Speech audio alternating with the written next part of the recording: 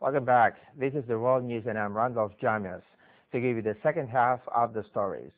Let's start a couple of stories on typhoons. In Japan, strong winds battered Okinawa as powerful typhoon Jalawat hit the country's southern island on Saturday while slowly moving across the Japanese islands. Typhoon Jalawat packed winds of up to 234 kilometers per hour. It was over the sea some 50 kilometers west-southwest of Nago on Okinawa's main island as of 11 a.m. Saturday, bringing the island and the Anami region of Kagoshima Prefecture into the storm zone. At least 31 people have been injured due to the winds and flying debris in Okinawa, and more than 300 were evacuated to safer places. More than 178,000 households are without power. The typhoon is expected to make landfall on Japan's main Honshu Island by noon Sunday, and is due to affect the capital Tokyo until Monday morning. Heading now to Spain, the country is hit by floods on Friday, causing floods and the death of one person, with thousands being evacuated in the city of Malaga. Here's more.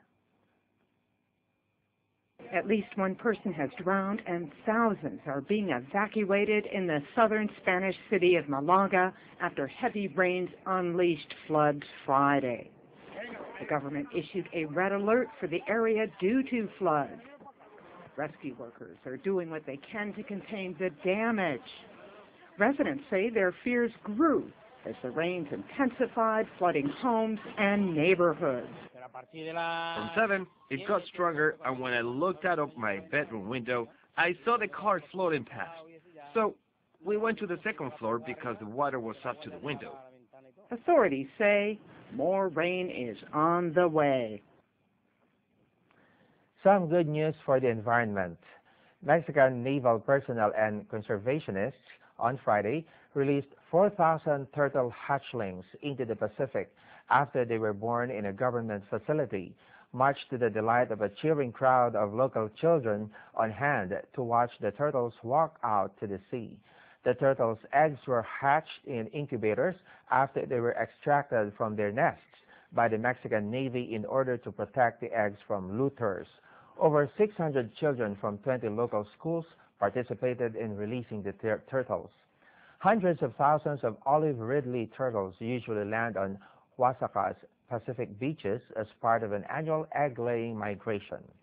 Of the 4,000 turtles, authorities expect that only around 400 will survive to be adults due to threats to their habitat and natural predators. The fear of a child going to a dentist appointment is about to change. A dentist in Indonesia's Java, Dani Gustiana, has created a musical drill to help ease fears of the dreaded dentist's tool.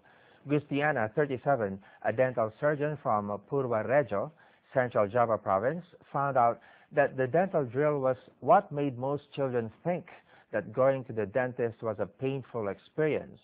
In 2006, after a year of research, Gustiana created a musical dental drill. He modified the conventional dental drill, changing the buzzing sound to the music from an MP3 player. Gustiana spent about 6 million rupiah, or about $600, to modify the instrument. His patients can even request songs loaded onto the MP3 player. He also has various figurines made from silicone, which can be placed on the drill head. He treats more than 15 patients a day, of whom about half are children. He says some adults also ask him to use the singing drill on them. From Indonesia, we head to Japan. Looks like the elderly is about to change their wee hours. Japanese firms showcased incontinence devices that combine a diaper with a personal bidet, just one of many inventions on display at a Tokyo exhibition to help the country's fast-growing elderly population. Even growing old in Japan is becoming a high-tech affair. This nappy attached to an electronic bidet is the latest cutting-edge invention catering to the country's fast-growing elderly population. All you need is to put it on and push the start button before you go to bed. Everything else is automated. The device will detect excrement, suck it up, and dry you gently. There is absolutely nothing else to do until you wake up. Companies are rolling out an increasing number of devices to support the old and infirm. Hundreds flock to this Tokyo exhibition each year to see the latest development. I am thinking of buying a robotic car seat. It will help when my legs get too tired. These days, our kids do not have time to help us anymore. We have to take care of ourselves. That's why these technologies are important. A change in public insurance schemes now allows devices such as the nappy and bidet to be rented. Toyota's latest robot is a fully fledged domestic helper for the elderly. Controlled by a touch-screen tablet, it collects objects that have fallen to the ground by calculating their size and weight. It can also open curtains and help you to communicate with loved ones. Our goal is to respond to a changing society. Rich countries are facing an aging population. In Japan, this phenomenon is happening even faster than elsewhere, so the development of robots is crucial. With 40% of Japan's population expected to be aged over 65 by 2055, many of the country's ever-creative inventors are now betting on the elderly care sector. We're now about to show you an interesting and original home, and this time we're headed to Hamburg in northern Germany to see how two professionals capitalized their dream of living on the water.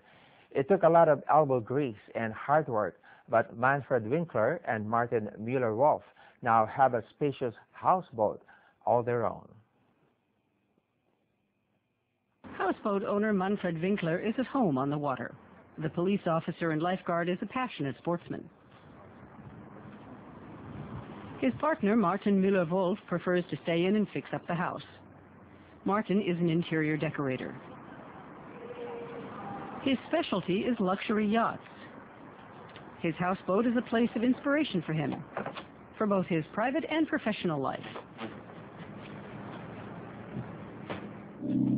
The layout makes use of every millimeter of space. The bedroom is hidden in the lower deck, with ample shelving. The bathroom is tucked away in the living room corner. The interior of a houseboat doesn't have to be narrow and cramped. The pair live comfortably on 2 floors, totaling 120 square meters.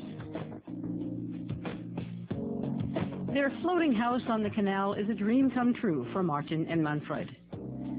They have all the amenities of city life while being surrounded by nature.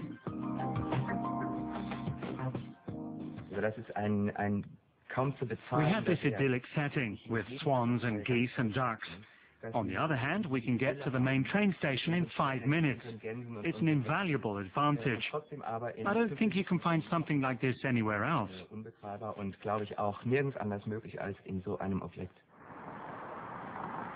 The two lucked out. A couple of years ago, they bought one of the first docking stations for houseboats in Hamburg. They pay a small annual leasing fee instead of owning the property. Martin and Manfred built the houseboat pretty much on their own. 2 years ago, there was only the bare-bones structure of the house, wood and steel beams on a pontoon boat. A construction team was needed to get that work done. Afterwards, the two finished the carpentry work themselves. They put in the windows, nailed in the walls, and laid the flooring. And the winter days could be icy. Manfred remembers hitting his limit. I would get so angry and think, okay, that's it. Not always the best weather for building, that's for sure. But the hard work paid off. The houseboat turned out just as they had imagined, and the neighborhood's friendly. Neighbors stop by almost every day. That's Mr. and Mrs. Swan. When they see us, they speed up a notch. The bigger swan is Mr. Swan. He has a red spot on his beak. We'd always recognize him. At home on the water, in the middle of the city. A dream house, isn't it? Let's cap the stories with something sweet. When you go to an ATM, it's usually to get money. But in the United States, in Beverly Hills, an ATM there is delivering cupcakes. And it's doing a booming business with people queuing up to buy the sweet treats in the early hours of the morning. Seems like the cupcake trend is still very much alive and business remains sweet. When it comes to late-night activities in Beverly Hills, going for a gourmet cupcake has become a ritual for many. Night owls craving the baking of choice have found a solution to their ill-timed sweet tooth pain, a machine that only dispenses the designer comfort food once the chefs have gone home. Long queues now line up on the pavement outside a 24-hour cupcake ATM. With the individually boxed dessert for $4 per Los Angeles-based Sprinkles, the world's first dessert, is the first to have an ATM installed right outside of its original Beverly Hills flagship location. The founder says she found inspiration cravings. I've been completely amazed. I mean, it was just kind of a kooky idea I came up with in the middle of the night. I was pregnant with my second son, and I thought, I own a cupcake shop, and I can't even get a cupcake at 2 in the morning. So I just dreamt up the idea of a cupcake ATM where cupcakes, freshly baked cupcakes, could be accessible. I never thought there would be lines at 2 in the morning in Beverly Hills. The cupcake fever began in New York in the 1990s, but sprinklers took it to new heights with a gourmet version of the humble cake. It's just a fun thing to do, as it was for Guy Zachary Levine, who dragged his sister Sabrina along for a bite of this sweet temptation. I actually originally heard about it on TV. I like the Food Network, and I sometimes watch Cupcake Wars, and I saw that they had, sprinkles, and I drove by and I saw this huge line, and then I said, what is that? And then I found out about it through a couple of friends, and then eventually now I finally made my way out. With the swipe of a credit card, a scan of the flavor choices on the screen, and a 10-second wait, a sophisticated cupcake tossed out of the machine. The ATM is filled at 11 p.m. nightly with the handcrafted delights made with no preservatives, trans fats, or artificial flavors, and packaged in recycled brown boxes. Stanley Lee, CCTV. Have a sweet weekend. That's all we have for today on World News here on Myanmar International. Thanks and hope to see you again next time.